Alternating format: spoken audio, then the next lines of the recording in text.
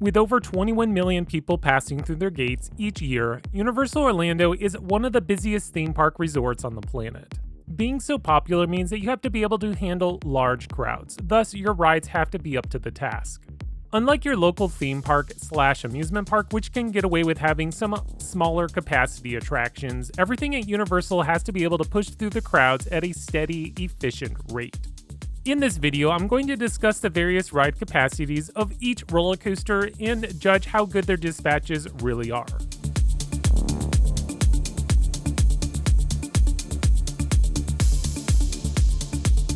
Let's discuss the roller coasters over at Universal Studios Florida.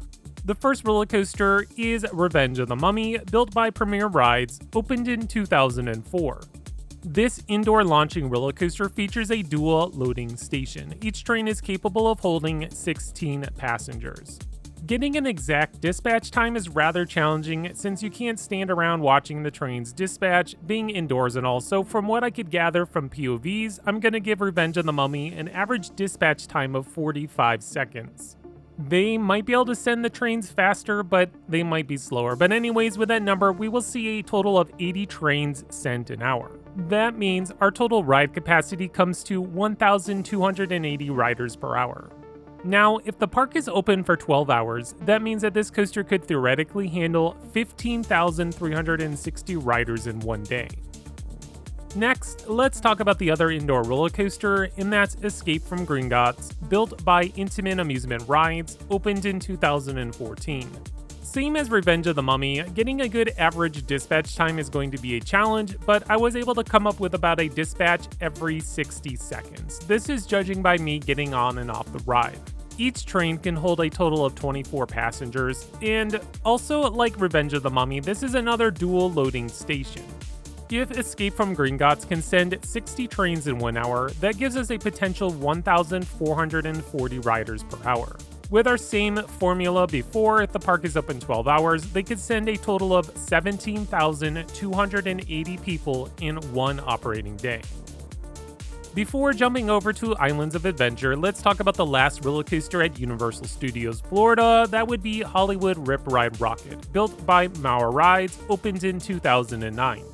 According to RCDB, this roller coaster is supposed to send 1,850 riders an hour, but I just don't see it hitting those numbers. First thing, I couldn't get a good average time because the ride kept breaking down throughout the day. However, when it's up and running, I came up with an average of 35 seconds per dispatch. The trains move slowly through the station, meaning there's really a max capacity time that you could hit, but yeah, each train holds a total of 12 passengers. With that time, this roller coaster could send 102 trains per hour, but again, it kept breaking down, so hitting that number would be a challenge. This gives us a total of 1,224 riders per hour. In one day, this coaster could send about 14,688 guests. Between these three roller coasters at Universal Studios, we have the potential of providing 47,328 guests a ride each day. And that, of course, is just for the roller coasters. Now, let's talk about the real thrill park of the two, Islands of Adventure. Incredible Hulk is built by Bulliger and Mabiard, B&M for short, opened originally in 1999. Incredible Hulk has the largest roller coaster trains in the park, each holding a total of 32 passengers. This is an intense roller coaster that features multiple inversions, and with over-the-shoulder restraints, dispatch times are going to be a tad slower. According to my data, this roller coaster was dispatching every 70 seconds, which gives us a total of 51 trains per hour. At that rate, Incredible Hulk is capable of sending 1,632 riders per hour, and on a 12-hour operating day, 19,584 people, our best capacity yet. Next, we have the last Harry Potter roller coaster, Hagrid's Magical Creatures Motorbike Adventure, built by Intamin Amusement Rides, opened in 2019. This is a multi-launching family coaster that features a pretty long ride time. Because of that, this ride operates with 12 trains, each holding a total of 14 passengers. Similar to Rip Ride Rocket, Hagrid's also features a slow-moving station, meaning that the trains aren't supposed to come to a stop in the station. The average dispatch time I came up with was 35 seconds, and when the coaster was operating consistently, this was pretty accurate time. At that rate, this coaster can send a total of 102 trains an hour. This would give us an hourly capacity of 1,428 riders. In our 12-hour day, Hagrid's could thrill a total of 17,136 people. Not bad for an intimate if I do say so myself. Okay, let's talk about the best roller coaster in the park, Velocicoaster. Built by Intimate Amusement Rides, opened in 2021. This is another multi-launching roller coaster, but taken to the extremes. Velocicoaster features 4 inversions, great theming, and plenty of airtime. The ride operates with 4 trains, all have a max capacity of 24 passengers. During my visit, this roller coaster had some of the most consistent dispatch times. The average came to 55 seconds. At that rate, they could send 65 trains in an hour, which gives you a total of 1,560 riders an hour. In one day, Velocicoaster has the potential of thrilling 18,720 people.